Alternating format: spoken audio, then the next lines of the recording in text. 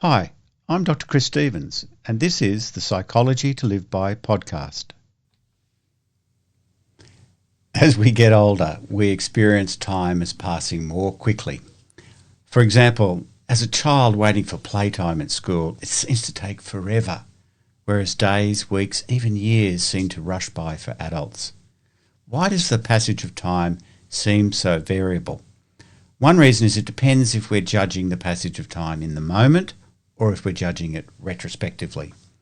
As we'll see, you can often feel like time has simultaneously dragged and flown by. For example, at the end of a really busy day, you might feel as though time has flown by, and yet today's morning feels like it was days ago.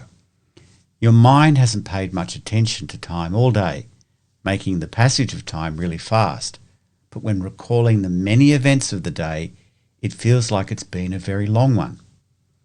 And we may feel the opposite if the day was boring with not much to do. Time drags during the day, but looking back on it, there's hardly anything to remember. And it feels like time went by with nothing happening. It was short. Your brain is most interested in new experiences.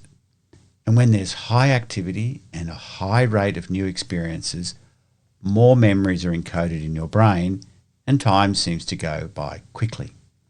It's as if we're too busy to notice that time is passing.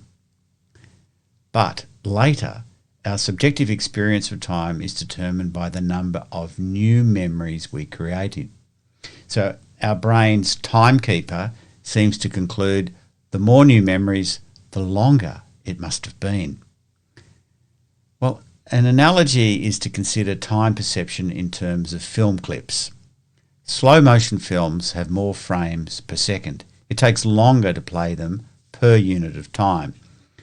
This is what causes the perception of time passing more rapidly as we age, because when we're young, each second of actual time is packed with more mental images relative to our older selves, like a slow motion camera that captures many more frames per second than a regular speed camera.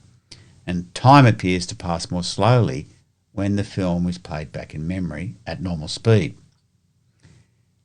By contrast, as we get older, we chunk the experiences we've had into broad categories, bundling individual moments into fewer, larger categories in our minds. For an older person, fewer things seem to have occurred in a given period, so our film of the day seems to pass faster. There may also be an important biological reason for the differences in time perception between children and older adults, and that's processing speed. The brain connections and pathways of children are far less complex than those of adults. Compared to adults, children have lots of rapid-fire perceptions because their neural connections are less interconnected and less complex. But as these networks of nerves and neurons mature with age, they grow in size and complexity, leading to longer paths for neural signals to travel. Now, and in addition to that, over time, these neural paths begin to age. They degrade, providing more resistance to the flow of electrical signals. All of this causes the rate at which new mental images are acquired and processed to further decrease with age. As a result, days seem to last longer in our youth because the young mind receives more images to recall each day than the same mind in old age. To sum up, when we're really engaged with interesting things and novel situations, time passes very quickly in the moment, but retrospectively, its experience is more spacious. Now, does all this matter beyond a sense of time running out as we get older? It does matter. It appears it can have negative physiological and psychological consequences.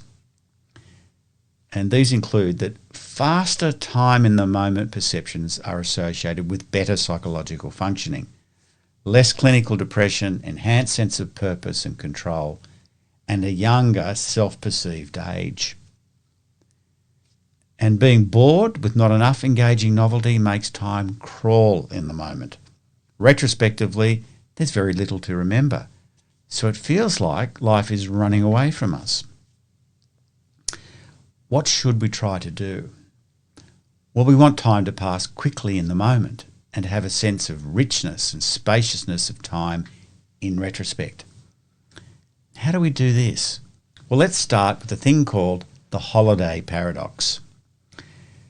When you go to a new place and have lots of novel experiences, time flies by. But even though it feels like it's flying by, you'll have a deeper impression of that time and have plenty of unique memories tied to it. And that will contribute substance to your sense of how much time has elapsed. The more unique memories we build on a holiday, the longer it will seem in hindsight. So this leads to some general strategies for sustaining a sense of time affluence across our life. The key, of course, is engaging with novelty, going to new places, meeting new people, reading different kinds of books, watching different kinds of films, learning a new language. Just learning new things and new skills, any way of introducing novelty into your life, will form the foundation for memories that will stand out in our mind and stretch our sense of time. And here's a retrospective time-enhancing tip. Recall your day as vividly as possible at the end of it. Spend some time reflecting on what has happened that day. Even better, write these recollections in a journal or say them out loud, anything to encode them into richer memories, to make them more unique. I think this is why meditation or any activity that helps us pay attention to what's happening or slowing down and engaging in the moment, all of these expand our sense of time affluence. We're recording richer memories, and when we look back at them later, we'll find time is not running out, but is full of meaning and purpose. You've been listening to the Psychology to Live By podcast. If you'd like to know more, my website is www.drchris.life. And if you like the podcast, share it with people you like so they can like it too.